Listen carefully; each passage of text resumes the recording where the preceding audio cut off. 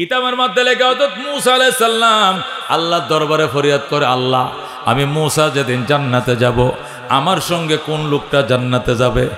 আল্লাহ ডাক দেখে, মূসা রে সকালবেলা বাজারে যাবে, যায় দেখবে কষাই গরু গোস্ত বেচতেছে, শীতলার দাগ আছে, বসন্তের দাগ, ওই কালো কষাইটা তোর লগে জান্নাতে যাবে। মূসা আলাইহিস সালাম কয়, কষাই তো মানুষ খারাপ হয়, কষাই গাইল দে, কষাই গরের কষাই গাইল দিল মানুষ, কষাই কয়ে গালি দেয়, আর কষাই আমি মূসা নবীর সাথে জান্নাতে যাইব? ঘটনাটা কি করছে দেখতে হবে।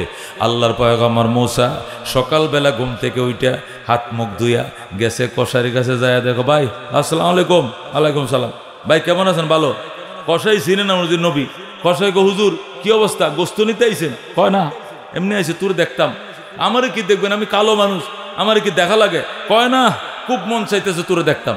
কষায় গরু বানায়, গরু সোলায়, গরুর গোস্ত লটকায় দোকানে দোকানে, কিন্তু আল্লাহর পয়গম্বর ছায়াই রইছে। যখন আল্লাহু আকবার।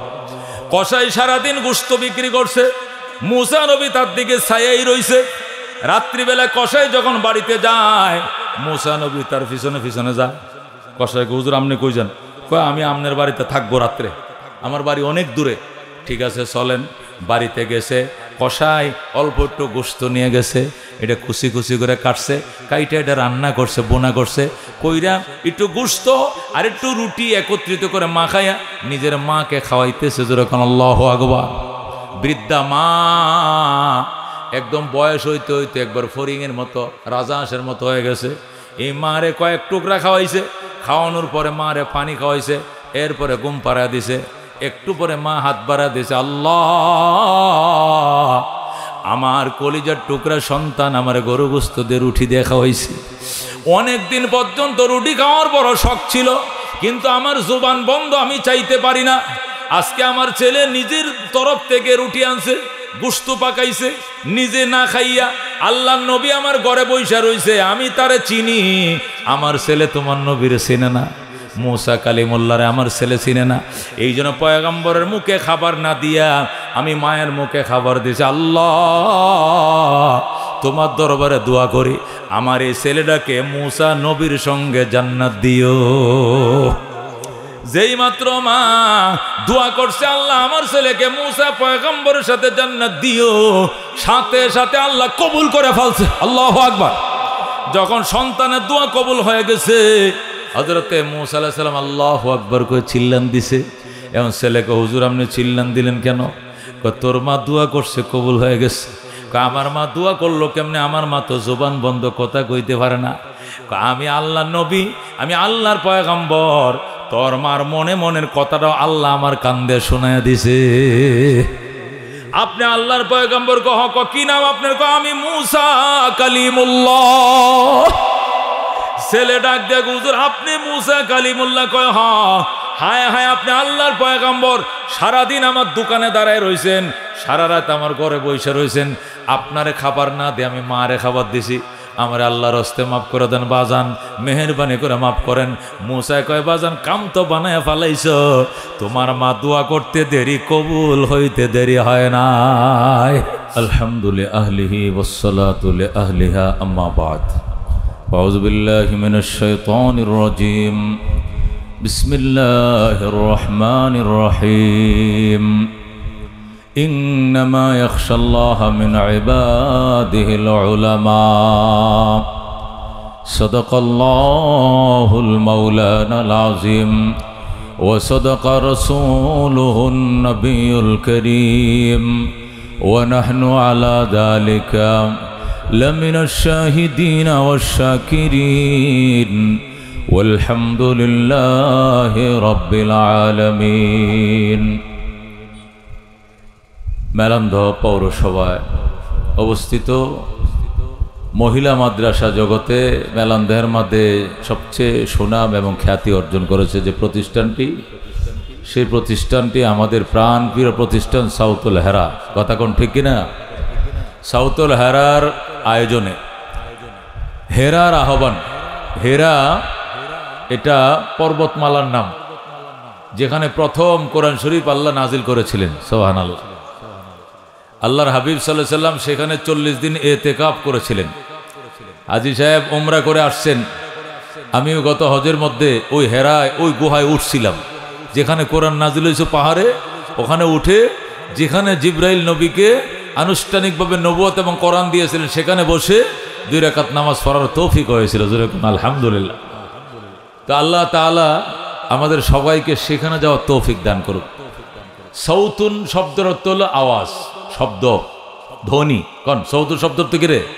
ধ্বনি, আওয়াজ। হেরা মানে হেরা, ওই হেরা পর্বত, হেরার শব্দ, হেরার ধ্বনি। হেরার ধ্বনি কি ছিল? ইকরা বিস্মি রাব্বিকাল্লাযী খালাক খালাকাল ইনসানা মিন আলাক। প্রথম বলছে হেরায়ের প্রথম ধ্বনি ছিল ইকরা, পড়েন। রসুল বলে পড়তে পারি না। আবার বুকে চাপ দিয়ে বলে আবার পড়েন। নবী কো আমি পারি না। আবার চাপ দিছে, পড়েন, কো পারি না।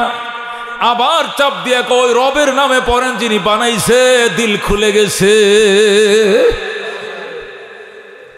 কার নামে পড়বো? কার কথা পড়বো? কয় ওই রব, যে রব আপনাকে বানিয়েছেন, সৃজন করেছেন, তার নামে পড়েন। আস্তে করে নবীজির দিল খুলে গেল আর পড়া শুরু করলেন যেরকম আল্লাহু আকবার। সেই হেরার ইতিহাসের সাথে এই শব্দটাকে মিল রেখে হেরার শব্দ, হেরার ধ্বনি, হেরার আওয়াজ, কোরআনের আওয়াজ। এই কোরআনের জামিয়া এখানে তৈরি হয়েছে। এর অধীনে, এর আহ্বানে ঐতিহাসিক ইসলামী মাহফিলে আল্লামা শামসুদ্দিন দামাত বরকাতুল আলিয়া মুফতি সাহেব হুজুরের সভাপতিত্বে আমার ভাইজান আলোচনা করেছেন, তার প্রধান অতিথ্যে আমরা এখানে উপস্থিত হয়েছি। খুশি না বেজার? যেরকম খুশি না বেজার? কাদের সাথে আমরা একত্রিত হয়ে বসছি? যারা আল্লাহকে ডরায়। কাকে ডরায়? আল্লাহকে। আল্লাহ বলেন নিঃসন্দেহে আমার বান্দা বান্দির মধ্যে শুধুমাত্র একমাত্র আলেমরাই আমাকে ভয় করে। যেরকম সুবহানাল্লাহ। যদি কোন হুজুর আলেমরা ভয় করে, আমি তো আলেম না, তা আমি যে 3 লাখ টাকা খরচ করে হজ করে আইলাম, ওমরা করে আইলাম, 10,000 টাকা মাদ্রাসা দান করছি, আজকে এশার নামাজ জামাতে পড়ছি, আমি কুরবানি গেছি, এই থেকে 1.5 লাখ টাকাতে কুরবানি, আমি কার ভয় দিলাম? হুজুররা শুধু আল্লাহকে ভয় করে, আমরা কি আল্লাহকে ভয় করি না? কথা কোন ঠিক কিনা? তা আল্লাহ তো বলেন ইন্নামা ইয়াখশাল্লাহ মিন ইবাদিহিল উলামা, নিঃসন্দেহে আল্লাহকে শুধুমাত্র একমাত্র তার বান্দা মাদ্দির মধ্য হতে উলামারাই ভয় করে। যেরকম সুবহানাল্লাহ। তা আল্লাহ কি কথা ভুল বলেছেন না সঠিক বলেছেন? সঠিক বলেছেন। তাহলে আমাদের প্রশ্নের উত্তর পাবো কোথায়? তাহলে আমরা কোন দুঃখে আল্লাহকে ভয় করি? আমরা কোন দুঃখে নামাজ পড়ি? উলামারাই শুধু ভয় করে। তাহলে আমরা কি করি? আমরা তো উলামা না। এদেশের 18 কোটি মানুষের মধ্যে মাত্র 85 লক্ষ আলেম। কয়শো লক্ষ আলেম? 1 কোটিও না। কোন 18 কোটি মানুষ আছে এই দেশে, তার মধ্যে আলেম কত আছে? 85 লক্ষ। হাফেজ আছে 24 লক্ষ। যেরকম সুবহানাল্লাহ। হাফেজের আলেমে মিলাইয়া মোটামুটি 1 কোটি হয়, আর 17 কোটি আলেমের বাহিরে। কথা কোন ঠিক কিনা? এখন আল্লাহ বলছেন আমাকে শুধুমাত্র একমাত্র ভয় আলেমরাই করে। তাহলে 18 কোটির মধ্যে 1 কোটি হাফেজের আলেমরা না ভয় করে, বাকি 17 কোটির অবস্থা কি? তো হেরা কি আল্লাহকে ভয় করে না? ভয় করে কিনা? তো হেদের ভয় তো আল্লাহ স্বীকার করে না তার কোরআনে। তার কোনো উত্তর খুঁজে বের করা লাগবে কিনা? বলেন, কোনো উত্তর খুঁজে বের করা লাগবে কিনা? তা আমরা এখানে কয়জন আলেম আছেন? আলেম যদি থাকে এখানে 30 জন, আলেম ছাড়া আছে 300 জন। কথা কোন ঠিক কিনা? এরাও তো আল্লাহর ভয়ে এখানে এসছে। কথা কোন ঠিক কিনা? কিন্তু আল্লাহ তো এই কথা স্বীকার করে না। আল্লাহ কয় শুধু আলেমরাই আমাকে ভয় করে। তার উত্তর জানার দরকার আছে কিনা? মুফাসসিরিন কেরাম বলেন ভয় অনেক কিসিমের আছে। কোন ভয়? অনেক ধরনের। ভয়ের কোয়ালিটির বেশ কম আছে। আচ্ছা, মানুষ কুত্তরেও ভয় করে, করে কিনা? করে কিনা? আবার সাপরেও ভয় করে, করে কিনা? আবার পুলিশেরও ডরায়, ডরায় কিনা? আবার মা বাবারও ভয় করে। কতক্ষণ ঠিক কিনা? আবার নিজের টিচারকেও ভয় করে, করে কিনা? আচ্ছা, টিচারকে যে কারণে ভয় করে, কুত্তরকে এই কারণে ভয় করে। এই দুইটা ভয়ের কোয়ালিটি কি এক? কতক্ষণ এক? কুকুরকে ভয় করে কেন? আল্লাহ, কাতি মাস, কি মাস? আশ্বিন কার্তিক মাস চলতেছে। এখন যদি কুত্তা কামড় না, খালি আঁচুর দিলেই 14টা ইঞ্জেকশন। কটা লাগবো? নাভির চারপাশে ভ্যাকসিন দিতে হবে কটা? 14টা, নতুবা জলাতঙ্ক রোগে ধৈর্যা আমি মারা যাইতে বাধ্য। কথা কোন ঠিক কিনা? এই জন্য কুত্তা যে দিক দিয়ে যায়, বিশেষ করে পাগলা কুকুরের কাছেও আমরা নাই। কথা কোন ঠিক কিনা? সাপ রে ভয় করি কেন? সাপ যদি কামড় দেওয়া লাগবে না, শুধু ফুস করে কি করে, শোঁ করে শব্দ করে, আর বাতাস যদি গায়ে লেগে যায়, উজা পাইতে দেরি হলে দুনিয়াতে থাকা যাবে না, ঠিক কিনা? এই যদি শুনে যে ওই ইরিগেটর আইলের মধ্যে একটা সাপ পাইছিলাম, 3 মাস এই আইলে দিয়ে আর কেউ যাইতো না, এই যাইস না, এদিক দিয়ে সাপ আছে, কথা কন ঠিক কিনা? তাহলে সাপ এর যে কারণে ডরায়, কুত্তা রেখে এই কারণে ডরায়, আবার উস্তাদ রেখে এই কারণে ভয় করে। এই ভয়ের কোয়ালিটি কি এক? শব্দ তো একটাই, উস্তাদকে ভয় করিবা, সাপকে ভয় করিবা, পাগলা কুকুরকে ভয় করিবা, মা বাবারে ভয় করিবা, ভয় কি এক? সব ভয় কি এক? মা বাবাকে ভয় করে কেন? মা যদি আমার বাবার সঙ্গে তার মিলন না হতো, পরিচয় না হতো, পরিণয় না হতো, বিবাহ বন্ধনে আবদ্ধ না হতেন, মিলন না হতো, দুনিয়া দেখতাম না, দুনিয়া বুঝতাম না, কথা কোন ঠিক কিনা? যে মা বাবার মিলনে আমি দুনিয়া দেখলাম, এই মা বাবার জন্য যদি আমার গায়ের চামড়া দিয়ে জুতাও বানায় দেই, এই জুতা মারে পড়তে দেই, বাবারে পড়তে দেই, নিজের গায়ের চামড়ার জুতা ছিঁড়ে যাবে, তবু গো মা বাবার হক আদায় হবে না, কথা কোন ঠিক কিনা? এই জন্য মানুষ মা বাবাকে ভয় করে, উস্তাদকে ভয় করে, শিক্ষককে দেখলে রিস্কাতে নেমে যায়, টিচারকে দেখলে মোটরসাইকেল খাড়া করে ফেলে, সাইকেল থেকে নেমে যায়, দাঁড়াইছিস কেন? আমনে আমার উস্তাদ। উস্তাদ হয়েছে, সমস্যা কি? নামছিস কা রিস্কার থেকে? উস্তাদ। শরীয় সারা কারে কই চিনতাম না, এবিসিডি কারে কই চিনতাম না, আলিফ বা তাসা কারে কই আমি জানতাম না। আপনার সহবতের সংস্রবে যাওয়ার পর আমি অন্ধ চোখ দিয়ে দেখছি, আমার চোখ খুলছে। আপনার জন্য যদি গায়ের চাম দিয়ে জুতাও বানায় দে, আপনি পড়েন, সারা জিন্দিগি গোলাম খাটি, আপনি একটা অক্ষরের স্বাদ, একটা অক্ষরের ঋণ আমি শোধ করতে পারবো না, কতক্ষণ ঠিক কিনা? শেরে খোদা হযরত আলী মুর্তজা, নবীজির কলিজার টুকরা, কি জিয়ের জামাই হযরত আলী, তিনি বলেন, মান আল্লামানি হারফান, যে আমাকে একটি অক্ষর শিক্ষা দিল, ফা আনা আবদুল্লাহ, আমি তার গোলাম। যেরকম আল্লাহু আকবার। উস্তাদকে মানুষ এত ভয় করে কেন, সম্মান করে কেন? মান আল্লামানি হারফান, যে আমাকে একটা অক্ষর শিখাইছে, শুধু একটা অক্ষর, শরীয়, আর কিছু না, একটা অক্ষর। আলী বলেন, আমাকে যে একটা অক্ষর শিক্ষা দিল, ফানা আবদুল্লাহ, আমি তার কিনা গোলাম। কি গোলাম? আমি তার খরিদ করা গোলাম। ইনশা বানি ওয়া ইনশা আতাকানি ওয়া ইনশা আরাক্কানি। আল্লাহু আকবার বলেন। আলী বলেন, আমি তার খরিদা গোলাম, আমি তার কেনা গোলাম, আমি তার কৃত দাস। বলেন আল্লাহু আকবার। চাইলে ইনশা বানি, চাইলে সে আমাকে বিক্রি করতে পারে, ওয়া ইনশা আরাক্কানি, চাইলে আমাকে গোলাম বানায়ও রাখতে পারে, ওয়া ইনশা আতাকানি, চাইলে আমাকে আজাদ স্বাধীন করে দিতে পারে। এই এখতিয়ার আমার নাই, আমার উস্তাদের আছে। বলেন আল্লাহু আকবার। রাজিনা কিসমাতাল জব্বার ফিনা, লানা ইলমুন ওয়ালিল আদাই মালু, ফাইন্নাল মা লা ইয়াফনা আন করিবিন, ওয়া ইন্নাল ইলমা ইয়াবকা লা ইয়াজালু, লাকাদ জানাল বিলাদা ওয়া মান আলাইহা, ইমামুল মুসলিমিন আবু হানিফা, ফামা ফিল মাশরিকিন লাহু নাযীরু, ওয়ালা ফিল মাগরিবিন ওয়ালা বিকুফা। যারা কোন সুবহানাল্লাহ। এই জন্য দোস্ত, ভয় অনেক কিসিমের আছে। আল্লাহকে ভয় করার কোয়ালিটি আলাদা, নবীকে ভয় করার কোয়ালিটি আলাদা, পুলিশকে ভয় করার কোয়ালিটি আলাদা, ছোট ডাকাত ভয় করার ডিজাইন আলাদা, কুত্তরে ভয় করার ডিজাইন আলাদা, সাপরে ভয় করার ডিজাইন আলাদা। আল্লাহ আলেমরা জানে আমাকে কোন ডিজাইনে ভয় করলে, কোন কোয়ালিটির ভয়, এটা ভয়, এটা মৌলবীরা জানে, মৌলবীরা মানে, কথা কোন ঠিক কিনা? ভয়ে ভয়ে ব্যস্ত মাসে দুস্থ। 2004 সালে যখন নির্বাচন হলো, কয় সালে? 2004 সালেও শেখ হাসিনা একটা নির্বাচন দিছে কিনা? এটা ছিল তার প্রথম নির্বাচন। হ্যাঁ, কথা কোন ঠিক কিনা? 96 তো গেল, 2000 কয় সালে দিছিল?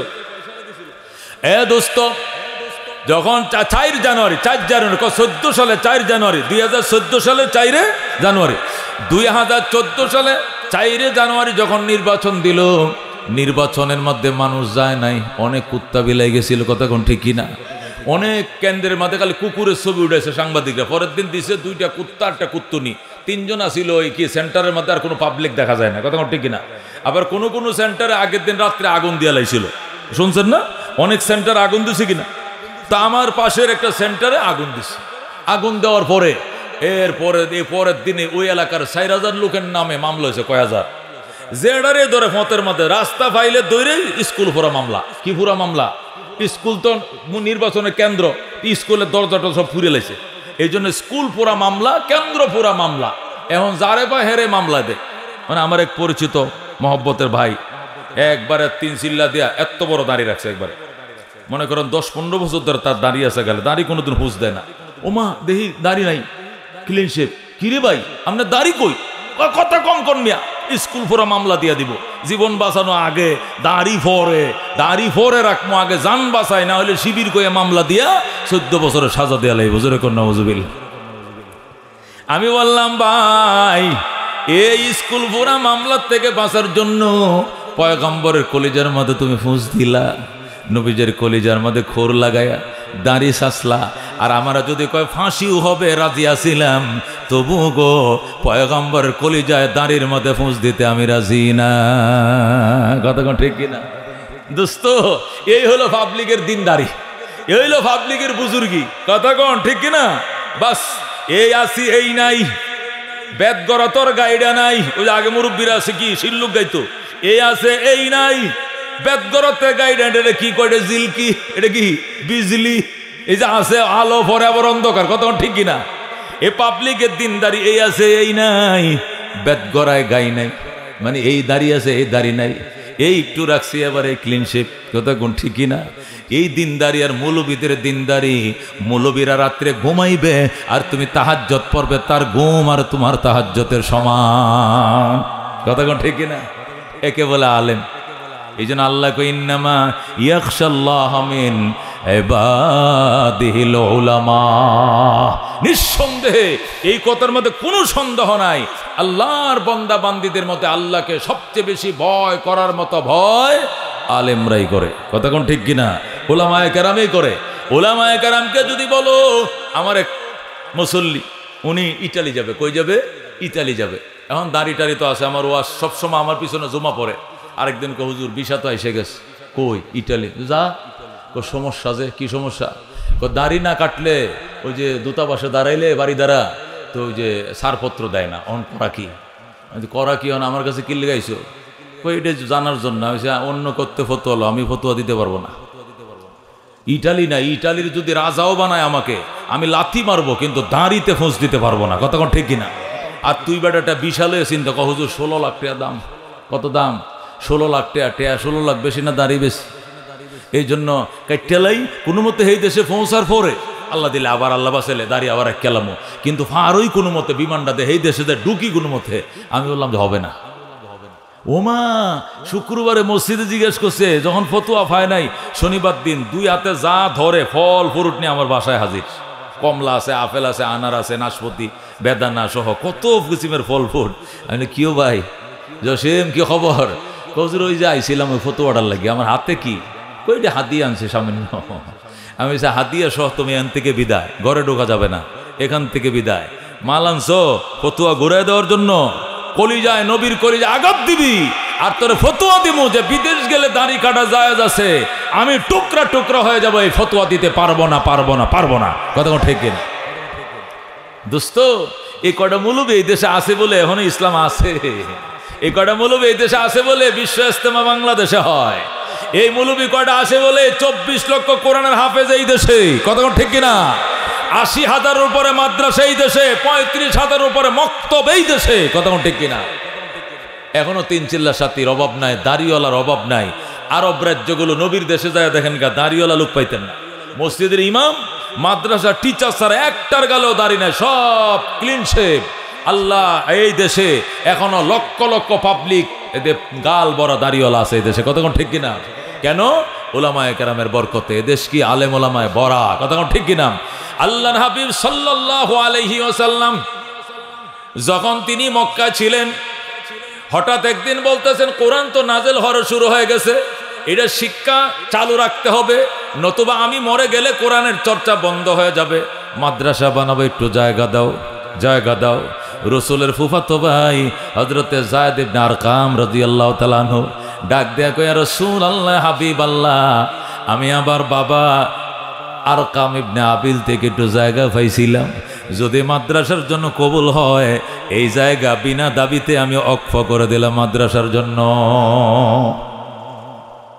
আরকাম ইবনে আবিল, যায়েদ ইবনে আরকাম রাদিয়াল্লাহু তাআলা আনহুর বাবা। আরকাম ইবনে আবিল থেকে যায়েদ ইবনে আরকাম একটু জায়গা পাইছিলেন, রসুলের আবার আত্মীয় লাগে। এই জায়গাটা এনে নবীকে দিয়ে হুজুর এখানে পৃথিবীর প্রথম মাদ্রাসাটা বানান, এই জায়গা আমি অক্ষ করলাম। যেরকম আল্লাহু আকবার। হযরতে যায়েদ ইবনে আরকামের জায়গার উপরে নবীজি মাদ্রাসা বানাইলেন। 13 বছর ছিল মাদ্রাসা, বলেন আল্লাহু আকবার। এই 13 বছরে আল্লাহর পক্ষ থেকে নাজেল করা কোরআনের আয়াতগুলো এখানে লেখা হতো, নবীজির বাণী হাদিসগুলোকে আলাদা করে লেখা হতো। এক গ্রুপে কোরআন সংরক্ষণ করত, এক গ্রুপে হাদিস সংরক্ষণ করত, আর এক গ্রুপে সংরক্ষিত কোরআন হাদিসকে চর্চা করত, শিখতো, শিখাইতো। সুবহানাল্লাহ। 13 বছর নবী হওয়ার পর তিনি মদিনায় চলে যান। মদিনায় যাওয়ার পরে জায়গা কালেকশন শুরু করছেন। প্রথম মসজিদের জায়গা নিছেন, মসজিদ বানাইছেন। আল্লাহু আকবার। মাদ্রাসার জায়গা প্রথম পাওয়া যাচ্ছিল না, মদিনা অভাব ছিল, দুর্ভিক্ষ ছিল। এই জন্য মসজিদের নববীর কোণার মধ্যে নবী মাদ্রাসা তো সোফা বানাইলেন। মসজিদে নববীতে নামাজ হয়, নামাজের পরে মসজিদের কোণার মধ্যে দরস হয়, কোরআন হাদিস পড়া হয়। টানা 10 বছর সেখানে মাদ্রাসা ছিল। যেরকম সুবহানাল্লাহ। আল্লাহর হাবিবের তিরুদানের পর, নবীর ইন্তেকালের পর, ও দুস্ত রাহমাতুল লিল আলামিনের ইন্তেকালের পর হযরত আবু দারদা রাদিয়াল্লাহু তাআলা আনহু সিরিয়ার রাজধানী দামেস্কে কওমি মাদ্রাসার 3 নম্বর মাদ্রাসাটা বানাইলেন। বলেন আল্লাহু আকবার। প্রথমটা নবী বানাইছেন মক্কায়, দ্বিতীয়টাও নবী বানাইছেন মদিনায়, তৃতীয়টা হযরত আবু দারদা রাদিয়াল্লাহু তাআলা আনহু বানাইছেন দামেস্কে। দামেস্ক হলো সিরিয়ার রাজধানী। দামেস্ক কোথায়? দামেস্কে পৃথিবীর 3 নম্বর কওমি মাদ্রাসা হয়। 4 নম্বর কওমি মাদ্রাসা হযরত আব্দুল্লাহ ইবনে মাসউদ রাদিয়াল্লাহু তাআলা আনহু, ইরাকের তখনকার রাজধানী ছিল কুফায়, কুফায় তিনি মাদ্রাসা প্রতিষ্ঠা করেন। হযরত আব্দুল্লাহ ইবনে মাসউদ রাদিয়াল্লাহু তাআলা আনহু কুফায় বানাইলেন মাদ্রাসা। এটা কওমি মাদ্রাসার 5 নম্বর শাখা। এরপরে হযরত আমর ইবনে আস রাদিয়াল্লাহু তাআলা আনহু মিশরের রাজধানী কায়রোতে 5 নম্বর কওমি মাদ্রাসার শাখা বানাইলেন। বলেন আল্লাহু আকবার। মিশরের রাজধানী কায়রোতে কওমি মাদ্রাসার 5ম শাখা প্রতিষ্ঠিত হয়। সেটার প্রতিষ্ঠাতা ছিলেন হযরত আমর ইবনে আস রাদিয়াল্লাহু তাআলা আনহু, যার হাতে কায়রো বিজয় লাভ করেছিল হযরত ওমর, যাকে গভর্নর বানাইছিলেন। যেরকম সুবহানাল্লাহ। এরপরে হযরতে সুলতান মাহমুদ গজনবী রহমতুল্লাহ আলাইহির হাতে আফগানিস্তানের তখনকার রাজধানী, বর্তমান রাজধানী কাবুল, তখন ছিল গজনি। আফগানের পুরাতন রাজধানী গজনিতে সুলতান মাহমুদ গজনবী কওমি মাদ্রাসার 6 নম্বর শাখা প্রতিষ্ঠা করেন। এরপরে বাদশাহ নিজামউদ্দিন, ইরাকের বাদশাহ নিজামউদ্দিন, যেটাকে বাদশাহ নিজামুল মুলুক বলা হতো, বাদশাহ নিজামুল মুলুকের নেতৃত্বে ইরাকের নতুন রাজধানী বাগদাদে কওমি মাদ্রাসার শাখা প্রতিষ্ঠা করা হয়। ওই মাদ্রাসার নাম দেওয়া হয় মাদ্রাসায়ে নিজামিয়া। কি দিয়া? মাদ্রাসায়ে, এই নামেই কওমি মাদ্রাসাকে মাদ্রাসায়ে নিজামি বলা হয়, দরসে নিজামির মাদ্রাসা বলা হয়। ওই মাদ্রাসায়ে নিজামিয়াতে বহু বড় বড় আলেম ওলামা তৈরি হয়েছেন। তার মধ্যে উল্লেখযোগ্য 3 জন। একজন ছিলেন হযরত ইমাম গাজালি রাহমাতুল্লাহ আলাইহি, হুজ্জাতুল ইসলাম। বলেন আল্লাহু আকবার। হুজ্জাতুল ইসলাম ইমাম গাজালি সেই মাদ্রাসায়ে নিজামিয়া ছাত্র ছিলেন। পারস্য কবি, বিশ্বকবি শেখ সাদি রহমতুল্লাহ আলাইহি, তিনিও সেই মাদ্রাসায়ে নিজামিয়ার ছাত্র ছিলেন। বড় পীর মহিউদ্দিন আবদুল কাদের জিলানী রহমতুল্লাহ আলাইহি, পীরানে পীর, বড় পীর মহিউদ্দিন আব্দুল কাদের জিলানী রহমতুল্লাহ আলাইহি সেই মাদ্রাসায়ে নিজামিয়া ছাত্র ছিলেন। যেরকম সুবহানাল্লাহ। গেল 7 নম্বর। এরপরে সেখান থেকে মাদ্রাসা চালু হতে হতে এশিয়াতে ঢুকছে। দক্ষিণ পূর্ব এশিয়ার দিল্লিতে, ভারতের রাজধানী দিল্লিতে সুলতান আলতামাস রহমতুল্লাহ আলাইহি দিল্লিতে কওমি মাদ্রাসার বিরাট বড় শাখা প্রতিষ্ঠা করেন। এরপরে সুলতান সালাউদ্দিন ঘুরি রহমতুল্লাহ আলাইহি আজমিরে, কোথায়? আজমিরে সুলতান সালাউদ্দিন ঘুরি রহমতুল্লাহ আলাইহি কওমি মাদ্রাসার ৮ নম্বর শাখা প্রতিষ্ঠা করেন। এভাবে মাদ্রাসা প্রতিষ্ঠার সংগ্রাম হিরিক শুরু হয়ে যায়, শিরিক শুরু হয়ে যায়। মোগলরা এসে একের পর এক মাদ্রাসা প্রতিষ্ঠা করেন। শুধু বাংলা ভাষায় কথা বলে যে এলাকার মানুষ, বাংলাদেশ, কলকাতা এবং উড়িষ্যা, আসাম, কলকাতা, বাংলা, যে এলাকার মানুষ বাংলায় কথা বলে, শুধু এই এলাকার মধ্যে ৮০,০০০ কওমি মাদ্রাসা ছিল। যেরকম সুবহানাল্লাহ। সেই কওমি মাদ্রাসার প্রতিষ্ঠাতা ছিলেন নবী আলাইহিস সালাতু ওয়াস সালাম। এই মাদ্রাসা হইতে হইতে হইতে শুধু বাংলা, যে মানুষ বাংলা ভাষায় কথা বলে সেই এলাকার মধ্যে ছিল ৮০,০০০ মাদ্রাসা। এরপরে বাদশাহ শাহজাহান যখন ক্ষমতায়, ওই সময় ব্রিটিশ বিনিয়া লাল কোকরের দলেরা ইস্ট ইন্ডিয়ান কোম্পানির নাম দিয়া ১৭০১ খ্রিস্টাব্দে ভারতবর্ষে তারা আসে ব্যবসা করার নামে। ব্যবসার নাম দেয়া ইস্ট ইন্ডিয়ান কোম্পানি যখন ঢুকছে ভারতে, ঢুইকিয়া বাদশাহ শাহজাহানকে ম্যানেজ করে তারা ব্যবসার নাম দিয়ে এখানে ঢুকছে। ঢুইকিয়াই অল্প কিছুদিনের ভিতরেই তারা ক্ষমতায় বসে গেছে। ক্ষমতায় বসার সাথে সাথে সমস্ত মসজিদ মাদ্রাসা ব্যঙ্গে চুরমার করে দেয়। জোরে কোন নাউজুবিল্লাহ। ব্রিটিশরা ক্ষমতায় বসার সাথে সাথেই মুসলমান নেতাদেরকে বন্দী করে, মুসলমান নেতাদেরকে বিভিন্ন দ্বীপের মধ্যে নির্বাসনে দেয়, উলামায়ে কেরামকে ফাঁসিতে ঝুলায়, হাজার হাজার লাখ লাখ আলেমকে তারা ফাঁসিতে ঝুলায়, সমস্ত মসজিদ মাদ্রাসা ভেঙ্গে দেয়, সমস্ত মসজিদ মাদ্রাসার অক্রিয় সম্পত্তিগুলোকে বাজেয়াপ্ত করে। মসজিদ মাদ্রাসার অক্রিয় সম্পত্তিগুলোকে বাজেয়াপ্ত করার পর যখন মুসলমান ফুঁসে উঠল, মুসলমান আন্দোলন সংগ্রামে ঝাঁপিয়ে পড়ল। আন্দোলনে ঝাঁপিয়ে পড়ার পর ১৭৮১ খ্রিস্টাব্দে, কত খ্রিস্টাব্দে? ১৭৮১ খ্রিস্টাব্দে সুলতান মাওলানা মাজদুদ্দিন রহমতুল্লাহ আলাইহি যখন সংগ্রাম শুরু করলেন আর বললেন, বেঈমানের দল, আমাদের লক্ষ লক্ষ মসজিদ মাদ্রাসা শহীদ করেছ, ভেঙ্গে দিয়েছ, তোমাদেরকে আমরা এই দেশে থাকতে দেব না, বঙ্গোপসাগর ছাড়া তোমাদের পলানোর কোনো জায়গা নাই। যখন মাওলানা মাজদুদ্দিন রহমতুল্লাহ আলাইহি সংগ্রাম ঘোষণা করলেন, উলামায়ে কেরাম যখন সংগ্রাম শুরু করে দিল, তখন মুসলমানদেরকে সান্ত্বনা দেওয়ার জন্য কলকাতা আলিয়া মাদ্রাসা প্রতিষ্ঠা করলো। যেরকম নাউজুবিল্লাহ। কলকাতা আলিয়া মাদ্রাসা প্রতিষ্ঠা করে বলতেছে, লক্ষ লক্ষ মসজিদ মাদ্রাসা ভাঙছি, এর বিনিময়ে তোমাদেরকে একটা মাদ্রাসা দিছি। কলকাতা আলিয়া মাদ্রাসার জমিও দিছে কারা? খ্রিস্টানরা। প্রিন্সিপালও খ্রিস্টান, জমিদাতাও খ্রিস্টান, বিল্ডিং বানাইছে খ্রিস্টান, সিলেবাস নির্ধারিত করছে খ্রিস্টান, পড়াইছে খ্রিস্টান। এইভাবে শুধু একটা প্রিন্সিপাল নয়, প্রথম তো ছিল লর্ড ওয়ারেন হিস্টং ছিল প্রথম প্রিন্সিপাল, এরপরে আরো 25টা প্রিন্সিপাল ছিল, সব ছিল খ্রিস্টান। 200 বছর তারা শাসন করছে। এ 200 বছরই খ্রিস্টান শাসক ছিল, খ্রিস্টান প্রিন্সিপাল ছিল কলকাতা আলিয়ার। এখন বুঝেন, এই আলিয়া মাদ্রাসা কি ইসলামের জন্য করছিল না ইসলামের গোড়া কাটার জন্য করছিল? যে মাদ্রাসার প্রিন্সিপাল হয় খ্রিস্টান, যে মাদ্রাসার জমিদাতা হয় খ্রিস্টান, যে মাদ্রাসার অনুমোদন দেয় খ্রিস্টান, যে মাদ্রাসার সিলেবাস প্রণয়ন করে খ্রিস্টান, যে মাদ্রাসার প্রিন্সিপাল হয় খ্রিস্টান, যে মাদ্রাসার টানা 25টা প্রিন্সিপাল খ্রিস্টান ছিল, এই মাদ্রাসা কি আমাদের ইসলামের পক্ষের জন্য বানাইছে না বুঝ দেওয়ার জন্য, সান্ত্বনার জন্য বানাইছে? যখন সান্ত্বনার জন্য বানাইছে আর দেখছে সিলেবাসগুলো কাটছিট সিলেবাস, জিহাদের আয়াতগুলো পড়ানো হয় না, যুদ্ধের আয়াত পড়ানো হয় না, প্রতিবাদের আয়াত পড়ানো হয় না, হজ যাকাতের আয়াত পড়ানো হয় না, ময়দানে শত্রুর বিরুদ্ধে যুদ্ধ করার আয়াতগুলো পড়ানো হয় না, শুধু মিডিয়া আয়াতগুলোকে পড়ানো হয়। তখন উলামায়ে কেরাম ফুঁসে উঠলেন।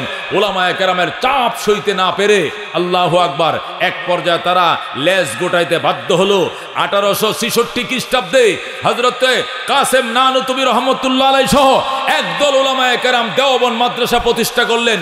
সারাদিন পর্যন্ত কোন জায়গাটা নির্ধারণ করা যায়, বাংলাদেশের জায়গা দেখছেন, কলকাতায় জায়গা দেখছেন, সিলেটে জায়গা দেখছেন, বিভিন্ন জায়গায় পাকিস্তানের জায়গা দেখছেন, শেষ পর্যন্ত জায়গা দেখছেন ইউপিতে, উত্তরপ্রদেশে সাহারানপুর জেলার দেওবন্দ নামক জায়গা দেখার পর তাদের কাছে বেশি মনে হয় যে ওই জায়গাটা ভালো হবে। তারা রাত্রে জায়গা দেখে 4-5 জন মুরব্বী রাত্রে ঘুমাইছে, ঘুমের মধ্যে স্বপ্ন দেখে আল্লাহ নবী আইছেন, হাতের লাঠি ছিল নবীর।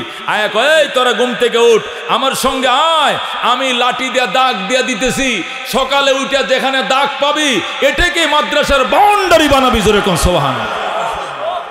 আল্লাহ রাব্বি সাল্লাল্লাহু আলাইহি সাল্লাম স্বপ্ন যুগে কাসেম নানুতুবি রাহমাতুল্লাহ আলাইহি সব একদল বুজুর্গানে দিন যারা মাসের পর মাস অবিরাম পরিশ্রম করছিলেন মাদ্রাসা প্রতিষ্ঠা করবেন।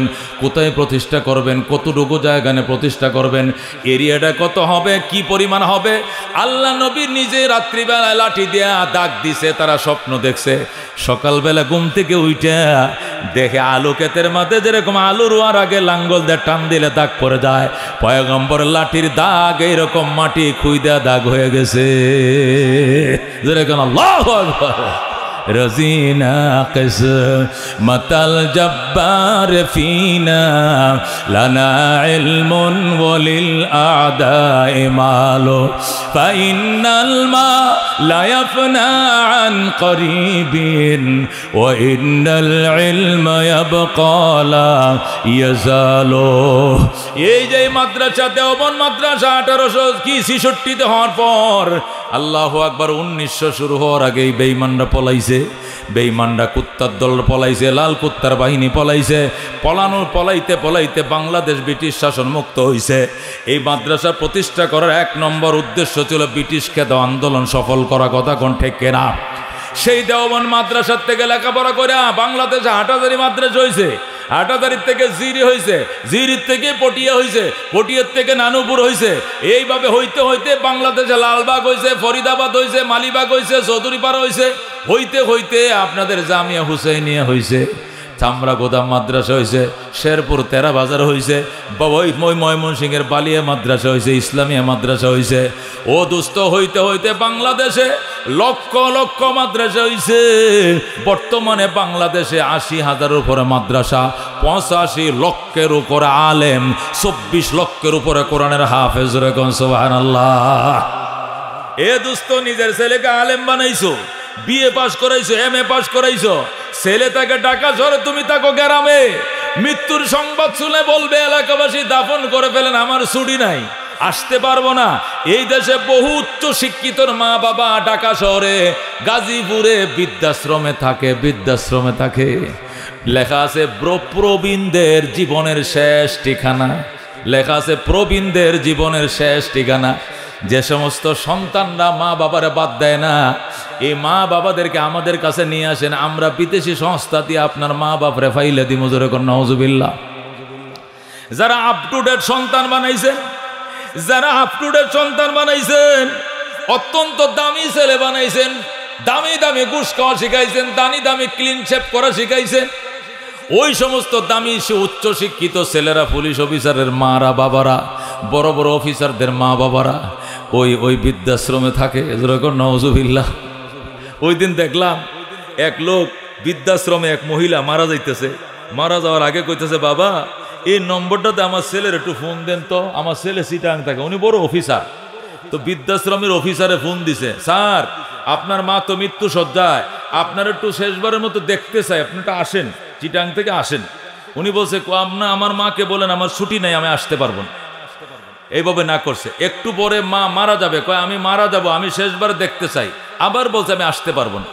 একটু পরে মা সন্তান না দেখে মারাই গেল। ওই নম্বরটাতে ফোন করছে, স্যার আপনার আম্মা তো ইন্তেকাল করছেন, লাশ কি আপনাদের দেশে নিয়ে যাবেন না এখানেই রাখবেন, নাকি আপনি জানাজায় শরীক হবেন? আমি জানাজায় শরীক হইতে পারবো না, আমার ছুটি নাই, আর লাশ এখানে বেওয়ারিশ লাশ হিসাবে গাজীপুরে দাফন করে ফেলেন, আমি পরে আসতেছি।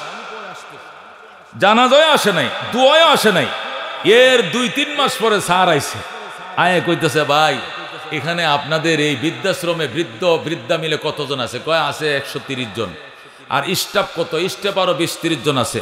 তার 200-300 লোকের একটা খানার আয়োজন করেন। আমি একটা বড় দেখে গরু কিনে দিতেছি, ওই যে আমার মা মরছে না 3 মাস আগে, হ্যান নামে একটা হত্যা দিব, কি দিব, একটা মেজবান দিব আর কি, মেজবানের মধ্যে আপনাদের সবাইকে খাওয়াবো। তো এলাকার লোক বলতেছে, আমরা জীবনে অনেক দাওয়াত খাইছি, আপনার মতো নিমুখ হারাম সন্তানের মেজবান আমরা খাবো না, খাবো না, খাবো না। যেরকম আল্লাহু আকবার।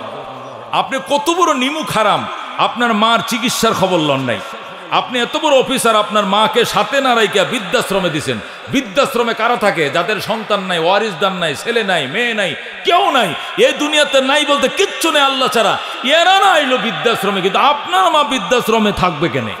আপনার মা চেয়েছিল আপনার সাথে সাক্ষাতের জন্য, তাও আপনি আসলেন না, জানাজায় আসলেন না, বেলাওয়ারিশ গুরুস্থানে তাকে দাফন করলাম, এখন আইছেন মেজবান খাওয়ানোর জন্য। মেজবান জীবনে বহুত খাইছি, ঘুষখোরের মেজবান আমরা খাবো না, চলেন এখান থেকে। দূরে আল্লাহু আকবার। অপমানিত করে, লাঞ্ছিত করে তাকে তাড়িয়ে দেওয়া হয়েছে। দূরে আল্লাহু আকবার। খোদার কসম এরকম শত শত লক্ষ লক্ষ উচ্চ শিক্ষিতের মা বাবাকে বৃদ্ধাশ্রমে পাইবা, জীবনের শেষ ঠিকানা ওখানে পাইবা, কিন্তু খোদার কসম খাইলেও ভাঙবে না কোনো আলেম কোনো হাফেজের মা বাবা বৃদ্ধাশ্রমে নাই। কথা কোন ঠিক না? কোনো আলেম কোনো হাফেজে কোরআন তার মা বাবাকে কোনো দিন বৃদ্ধাশ্রমে দেয় না। কথা কোন ঠিক না? দিতে পারে না। আমাদের কাছে এমন কোনো ডকুমেন্ট নাই। ডাইল ভাত যা খাবে ইমামতি করে নুরানি ভরাইয়া 2 টাকা 4 টাকা 10 টাকা যা পায় ডাইল ভাত নিয়ে মারেও খাওয়াবে, নিজেও খাবে। কথা কোন ঠিক কিনা? কারণ সে জানে মা কি জিনিস। নবী বলছেন হুমা জান্নাতুকা ওয়া নারুকা, মা বাবাই তোমার জন্য জান্নাত, মা বাবাই তোমার জন্য জাহান্নাম। মা বাবার খেদমত করছ, মা খুশি হয়ে দোয়া করছে, কবুল লেখা লাও তুমি জান্নাতি। বলেন আল্লাহু আকবার। আর মা বাবার কষ্ট দিছো, শ্বশুর শাশুড়িকে খাওয়াইছো, শ্বশুর শাশুড়িকে হাত দিয়ে দিছো, টিয়া দিছো, পয়সা দিছো, জামা বানায় দিছো, জুতা কিনা দিছো, অনেক কিছু করাইছো, কিন্তু মায়ের মুখে কোনোদিন পানি দাও নাই। কপালে লেখলো তুমি জাহান্নামী। জোরে কোন নাউজুবিল্লাহ। আল্লাহ নবী বলেন ক্বালা রাসূলুল্লাহি সাল্লাল্লাহু আলাইহি ওয়াসাল্লাম রিদার রাব্বি ফি রিদাল ওয়ালিদাইন ওয়া সাখাতুর রাব্বি ফি সাখাতিল ওয়ালিদাইন। আল্লাহ সন্তুষ্টি মা বাবার সন্তুষ্টির উপর নির্ভরশীল। আল্লাহু আকবার। আল্লাহর হাবিব বলেন ওয়ালা তাওকান্না ওয়ালিদাইক, সন্তান খবরদার মা বাবার নাফরমানি করিস না, মা বাবার নাফরমানি করিস না। ওয়াইন আমারাকা, যদিও তোর মা বাবা তোর হুকুম করে আনতা খুরুজা মিন আহলিকা, বউ তালাক দেওয়ার জন্য বউ তালাক দিয়ে দিও, তবু গো মা বাবারে ছাইরো না। মা বাপ যদি পুত্রে এ সন্তান বউ এটা বালা না, এটা মোবাইলে শুধু পরপুরুষের সাথে কথা কয়, এ দক্ষিণের বাড়ি কুদ্দুচ্ছের সাথে কথা কয়, হুয়ের বাড়ির ফেদ্দুচ্ছের সাথে সম্পর্ক, এটা আমার মানকুল সব নষ্ট করবো, দেড় তালাক দে, সাথে সাথে 3 তালাক দিয়ে বিদায় দিতে হবে। কথা কোন ঠিক কিনা? আল্লাহ নবী বলছেন মা বাবার কথায় বউ তালাক দিতে হবে, কিন্তু আজকাল বউয়ের কথায় মা বাবা তালাক পায়। কথা কোন ঠিক কিনা? ওরে দোস্ত, 8 দিন হয় নাই, 1 সপ্তাহ হয় নাই, নতুন বউ আনছো, আনার পরে মা গো তোমরা আলাদা খাও, বাবা তোমরা আলগা খাও। আমার বউয়ের হাতের মেহেন্দি উঠতে যাইতেছে, হাতের মধ্যে ডেকসি মাজতে মাজতে খাল উঠে গেছে, কালা কালা দাগ হয়ে গেছে, এত কষ্ট আমার বউ পারবে না। জোরে কর নাউজুবিল্লাহ। ও দোস্ত, আল্লাহ নবী সাল্লাল্লাহু আলাইহি সাল্লাম হাদিস শরীফে ইরশাদ করেন ইন্নাল জান্নাতা তাহতা আকদামিল উম্মাহাত, সন্তান রে জান্নাত মা বাবার পায়ের নিচে, জান্নাত। আল্লাহু আকবার। মা বাবার পায়ের নিচে। অন্য হাদিসে নবী বলেন মা বাবার দিকে মহব্বতের নজরে তাকাইও, নজর ফিরানোর আগে কবুল হজের সওয়াব পাইবা। সাহাবী বলেন ইয়া রাসূলুল্লাহ, হাবিবাল্লাহ, আমরা তো মা বাবার সাথে একসাথে খাই, একসাথে ঘুমাই, বারবার মা বাবারে দেখি, বারবার দেখলে বারবার হজের সওয়াব হবে নি। নবী বলেন ওয়ালাউ কানা ফিল ইয়াউমি মিয়াতু মাররা, একদিনে যদি 100 বার মা বাবার দিকে তাকাও, আল্লাহ তোমাকে 100টা কবুল হজের সওয়াব দিবে। তবু গো তুমি মা বাবারে সেইরো না। জোরে আল্লাহু আকবার। আল্লাহ নবী সাল্লাল্লাহু আলাইহি সাল্লামের কলিজার টুকরা দুধ মা হযরতে হালিমা, নবী 6 বছর বয়সে মা হারাইছে, বাবারে তো নবী দেখেই নাই, বাপ দেখে নাই, এতিম হয়ে জন্ম নিছে, 6 বছর বয়সে মা হারাইছে। এই জন্য নিজের দুধ মা হযরতে হালিমা সাদিয়াকে সিরি লিখতেন, মা গো ও মা তুমি আইসো, তোমার দেখতে আমার কলিজা জ্বলে। মা তায়েব থেকে মক্কায় বেড়ায় যাইও, আমি মোহাম্মদকে দেখে যাইও গো মা, তোমার কলিজার দুধ খেয়ে আল্লাহ আমারে বড় বানাইছে। হযরতে হালিমা সাদিয়া নবীর চিঠি পাওয়া মাত্র মক্কায় ছুটে আসতেন। নবী মক্কায় রাস্তায় দাঁড়ায় রইছে, সাহাবায়ে কেরাম বলেন হুজুর কার জন্য দাঁড়ায় রইছেন? নবী বলতেন আমার আম্মা আইতেছে, আমার আম্মায়। সাহাবীরা বলতো আপনার আম্মা তো ইন্তেকাল করছে, কে আবার আপনার আম্মা? আসতেছে গো, উনি আমার মা, উনি আমার দুধ মা হালিমা সাদিয়া। সুবহানাল্লাহ। হযরতে হালিমা সাদিয়া যখন উড়ের থেকে নামতেন, নবী বলতেন মা পয়সা থাকেন, আমি নামাবো। নবী কুলে কইরা নিজের মাকে কুলে করে উড়ের পিঠ থেকে নামাইতো, নামায়া নিজের পাগড়িটা খুইলে অথবা গায়ের চাদরটা বিছায়া বলতেন মা গো তুমি এখানে বসো, ও মা তুমি কি খাইতে মন চায় খাও, কলিজা সিরে আমি তোমারে খাওয়াবো। আল্লাহু আকবার। এ দুস্থ আরে কয় মা, আল্লাহ নবী বলছেন ওয়ালা তাউকান্না ওয়ালিদাইক, ওরে সন্তান মা বাবার নাফরমানি করিস না। যদিও তোর মা বাবাও তালাক দিতে কয়, বউ তালাক দিবি, তবু রে মা বাবা সারিস না। হযরত ইব্রাহিম আলাইহিস সালাম থাকতেন ওই ফিলিস্তিনে, উনার ছেলে ইসমাইল থাকতো মক্কায়। ইসমাইল মক্কায় বড় হয়ে গেছে, মক্কার মানুষ ইসমাইলকে বিয়ে করে দিছে। ইসমাইল কিন্তু বিয়ে করতে রাজি না, আমি পরে বিবাহ করব, আমার আব্বাই আসলে বিবাহ করব। কিন্তু মক্কার মানুষ বলে তোর বাবা তো আসে না, 2-1 বছরে মাঝে মধ্যে আসে, এই জন্য তোমার আব্বার অপেক্ষা করা যাবে না, বিয়ে করে দিছে। ইসমাইল বউর মুখ দেখে না, বাসুর করে না, আমার আব্বা আসবে, আমার বউ পছন্দ করবে, এরপরে আমি বাসুর ঘর করবো। আল্লাহু আকবার। হযরত ইসমাইল তোয়াফ করে, আল্লাহর ঘরে আশপাশে ঘুরে তোয়াফ করে, অন্য কাজ করে, কিন্তু ঘরে ঢুকে না। বিবিরে কয় বিবি আব্বার কাছে চিঠি লিখেছি, বাবা আসবে, তোমাকে দেখবে, তোমার পছন্দ করবে, এরপরে বলবে ঠিক আছে, এরপরে তোমার সঙ্গে আমার দেখা হবে, এর আগে নয়। হযরত ইসমাইল ঘরের আশপাশে থাকে, কিন্তু বউর সাথে দেখা নাই। চিঠি পাইয়া চিঠি লেখছে, বাবা গো তোমার ইসমাইল বিয়ে করছে, মক্কার মানুষ বিয়ে করায় দিছে, পুত্রবধূ দেখে যাও। পুত্রবধূ দেখার জন্য ইব্রাহিম আসছে মক্কায়। আইসা ইসমাইলের ঘরের দুয়ারে দাঁড়ায়, কয় ইসমাইল রে, ওরে আমার ইসমাইল, আমি একজন বৃদ্ধ মানুষ, অনেক দূর থেকে আসছিলাম গো বাবা, বাবা আমি অনেক দূর থেকে আসছিলাম, বাবা গো তুমি চিঠি লেখছো পুত্রবধূ দেখার জন্যে, দরজা খোলো, আমি আইসি, পুত্রবধূ দেখাও। ইসমাইল তো বাড়িতে নাই, উনি দূরে। বউ ভিতর থেকে ডাক দেয়, কে গো আপনি? ইসমাইল ইসমাইল কয়ে ডাকেন, ইসমাইল তো বাড়িতে নাই, কোথায় গেছে আমার ছেলে? কয় জানি না।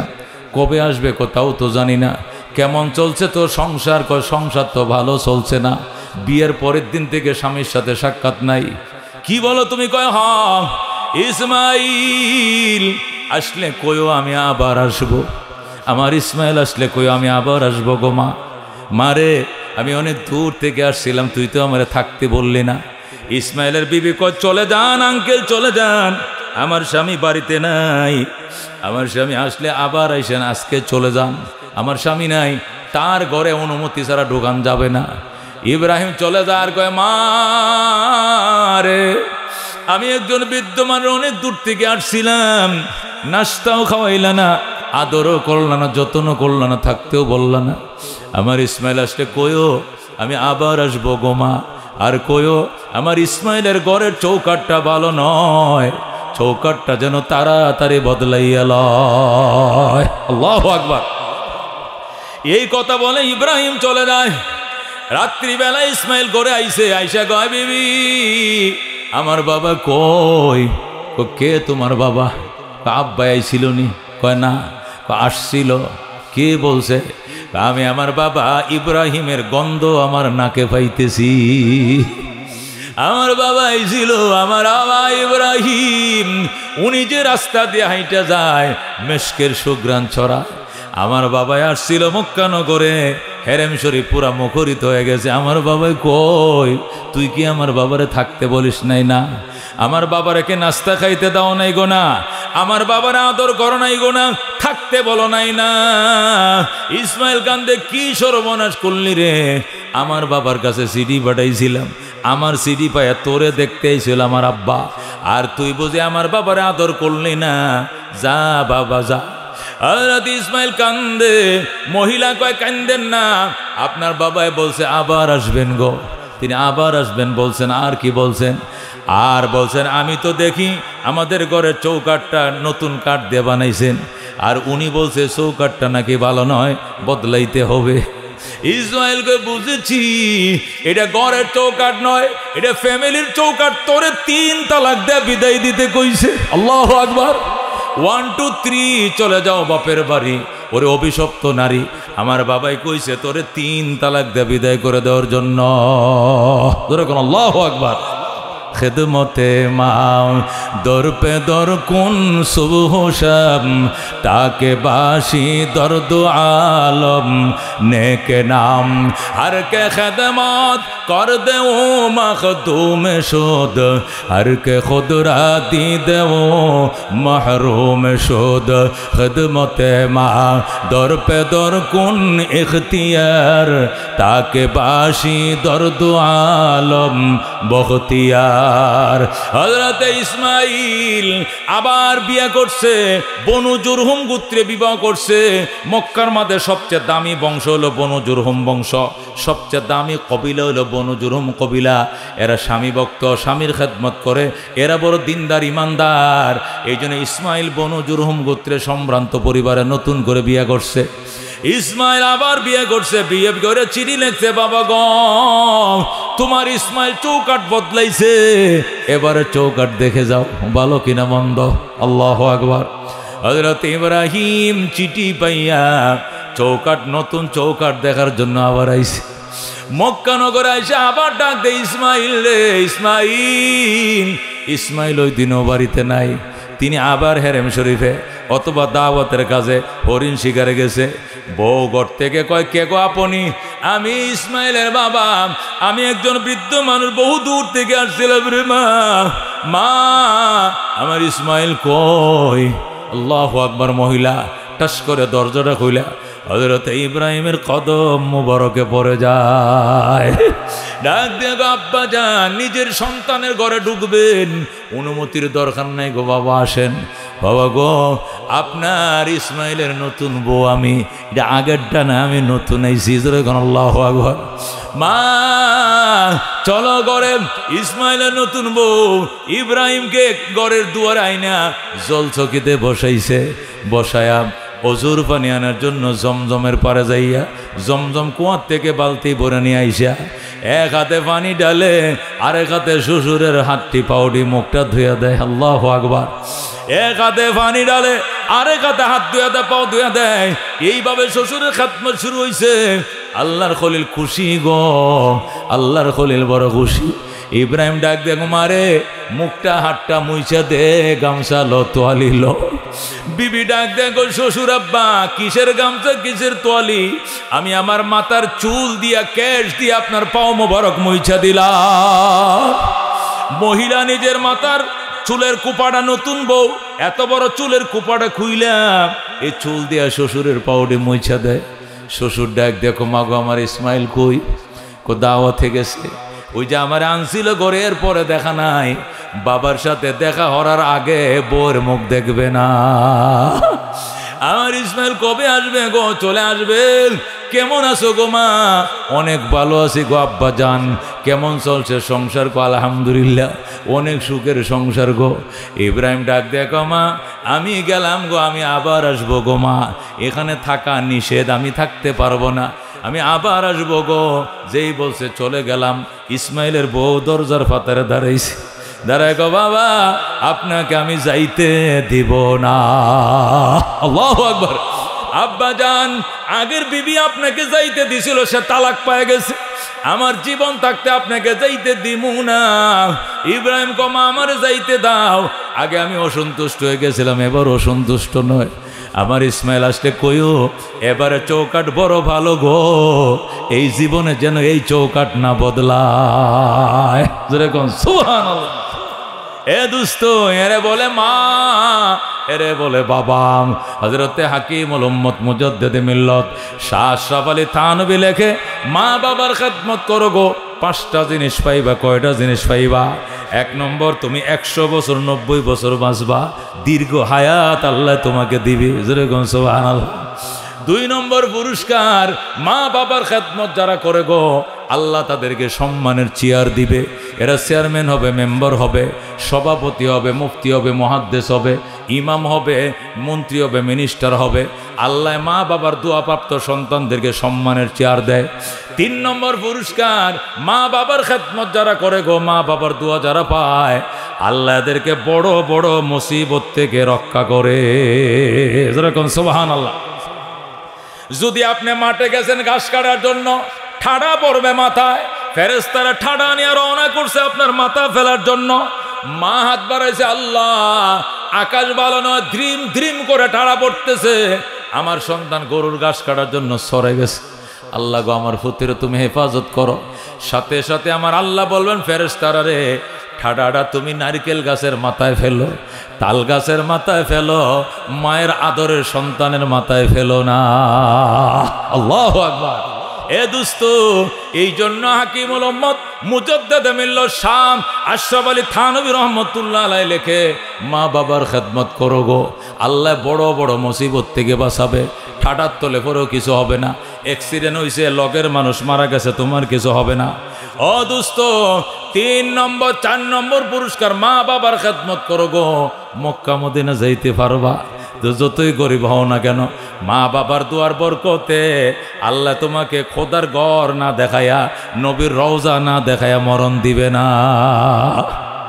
কার মন চায় রে বাজার মদিনা যাইতা? মন চায়? মন চায়? মনে বড় আশা ছিল যাব মদিনায়। আল্লাহু আকবার। হযরত আশরাফ আলী থানভী বলেন, মা বাবার দিকে মহব্বতের নজর দিছে আর হজের সওয়াব পাইছে। এরকম লক্ষ লক্ষ হজের সওয়াব তার নামে ফেরেশতারা লেখছে। আরেকদিন সব ফেরেশতা মিললে দোয়া করে, আল্লাহ ই তো জীবনে মদিনা যায় নাই, মক্কায় যায় নাই, এর নামে এত হজ করতে আইলু, কই যে মার মুখ দেখছে, বাবার মুখ দেখছে, তাহলে এর কপাল খুলে দাও, এরা মক্কায় যাইতে দাও। জোরে কোন আল্লাহু আকবার। হঠাৎ করে অন্য লোক তারা মক্কায় পাঠায় দিবে, হঠাৎ করে অন্য মানুষ তাকে মক্কা যাওয়ার জন্য টাকা দিয়ে দিবে। হুজুর, ইমাম সাহেব হুজুর, আমার মার বদলে হজটা করে দেন, আমার বাবার পরিবর্তে হজ করে দেন, আমি নিয়ত করছিলাম অসুস্থ হয়ে গেছি, যাইতে পারবো না, আপনি আমার হজটা করে দেন। যেমনি হোক, যে উসিলায় হোক, মা বাবার ভক্তিপূর্ণ সন্তান মক্কায় যাবে। আব্দুল আলিম গান গাইতো, মক্কায় যাইতে পারে নাই। মারে মারে অনেক গান লেখলাম, শরীয়ত মারেফতের গান, কিন্তু মদিনায় তো যাইতে পারলাম না। কয় বেটা, মার দোয়া ছাড়া জীবনে যাইতে পারবি না। জোরে কোন আল্লাহু আকবার। ঠিক আছে মা, তুমি দোয়া দাও, আমি মদিনা যেতে চাই। এরপরে আব্দুল আলিম মার থেকে দোয়া নিয়া গান লেখছে, মনে বড় আশা ছিল যাব মদিনায়, কাফেলাতে কে যাও তুমি, কে যাও বে তোরি অবাই, সঙ্গে নিয়ে যাইও মুরে খানি কৃপা করি, সঙ্গে যদি নালাও মুরে গিয়ে মদিনায়, এই গরিবের সালাম দিও মদিনার বাদশায়, আমার আশা আছে সম্বল নাই, করি কি উপায়, মনে বড় আশা ছিল যাব মদিনায়। যেরকম সুবহানাল্লাহ। দোস্ত, এই গান ভাইরাল হলো, আল্লাহর আরেক পিয়ারা বন্দা তাকে মদিনায় পাঠিয়ে দিল। যেরকম আল্লাহু আকবার। এই জন্য মার দোয়া ছাড়া উপায় নাই। আব্দুল্লাহ ইবনে মুবারক রাহমাতুল্লাহ আলাইহি বলেন, আমি আল্লাহর ঘর তওয়াফ করতেছি, হঠাৎ করে দেখি এক লোক মাথায় খাঁসা নিয়ে তওয়াফ করে। খাঁসা। আমি বললাম, কিরে ভাই, খাঁসা নিয়ে তওয়াফ করে কেন? কি আছে, আলু না তরমুজ নাকি আনারস? কয় না, মা মা। যেরকম আল্লাহু আকবার। খাঁসার মাথায় মা কোত্থেকে আইলো? আমি যখন হজে রওনা করছি, মা ডাক দেখো, সন্তান, সন্তান রে, কই যাও? কো মক্কায়। আমারে লইয়া যাও। আমি কইলাম, মা কেমনে নিব, আমি গরিব, টাকা নাই, পয়সা নাই। কিচ্ছু লাগতো না, খাঁচার মাঝে নিয়ে বসো, সাগর পারে যায় চোখ বন্ধ করে দাঁড়ায় থাকবা, আমি মা দোয়া করব, এক দোয়ায় মক্কায় পৌঁছে যাইবা। মারে খাঁচার মাঝে বসাইয়া মাথায় নিয়ে রওনা করছি গো। যখন আরব সাগরের কিনারে আইলাম, আয়া দেখি নৌকা নাই, কিস্তি নাই, জাহাজ নাই। মা, সাগর পার আইছি, কেমনে পার হবো? মা কই, চোখ বন্ধ কর। আমি চোখ বন্ধ করে দাঁড়ায় রইছি। মা কি যেন দোয়া করছে, চোখ খুলে দেখি সাগর পার হইয়া মক্কায় চলে আসছি। হুজুর, আমার মা এখানে মারে নিয়ে তওয়াফ করি, আমার মা হাঁটতে পারে না, তোয়াফও করতে পারে না, আমিও তোয়াফ করি, মায়ও তোয়াফ করে। আমার তোয়াফ হয়ে গেল, মায়ের তোয়াফ হয়ে গেল, এই জন্য আমি তোয়াফ করি। আব্দুল্লাহ ইবনে মুবারক, সুবহানাল্লাহ সুবহানাল্লাহ। বাবা, কত মা ভক্ত সন্তান দেখছি, তোমার মতো মা ভক্ত সন্তান দেখি না। আল্লাহ তোমার জান্নাত দিবে রে বাবা। ছেলে ডাক দিয়ে গো হুজুর, আমি যে মারে নিয়ে এইভাবে তোয়াফ করলাম, মাথায় করে হজ করলাম, দুধের দাবি আদায় হবে নি? নবী কো প্রথম দিন যখন দুধ পান করছিলা, প্রথম ফোঁটা দুধটা ভিতরে ঢুকছিল, এক ফোঁটা দুধ 70 ভাগ করলে এক ফোঁটা দুধের দাবি আদায় হবে না। আল্লাহু আকবার। হাকিমুল উম্মত মুজাদ্দিদ মিল্লাত বলেন, 4 নম্বর পুরস্কার, তুমি মক্কা মদিনা জিয়ারত করবা, আল্লাহর ঘর দেখবা, নবীর রোজা দেখবা, আল্লাহ তোমার ভাগ্য খুলে দিবে, কিন্তু মার দোয়া লাগবে। 5 নম্বর পুরস্কার, মা বাবার খেদমত যারা করবা গো, মৌতের বিছানায় কালিমা জারি হয়ে যাবে। যেদিন জিহ্বাটা শুকিয়ে যাবে, হার্টবিট বেড়ে যাবে, বুকটা দরফর করে কাঁপতে থাকবে, গড্ডা মটমট করে মুসুর দিবে, ঘুরতে থাকবে, চোখগুলো উঠে যাবে, সেই দিন অটোমেটিক জারি হয়ে যাবে আশহাদু আল্লাহ ইলাহা ইল্লাল্লাহ ওয়া আশহাদু আন্না মুহাম্মাদান আবদুহু ওয়া রাসূলুহু, সাথে সাথে কালমা জারি হয়ে যাবে। জোরে কোন সুবহানাল্লাহ। এই জন্য দোস্ত, আল্লাহর নবী বলেন, মা বাবার দোয়া আর আল্লাহর আরশের মাঝখানে কোনো পার্টিশন না, ডাইরেক্ট কবুল। জোরে কোন আল্লাহু আকবার।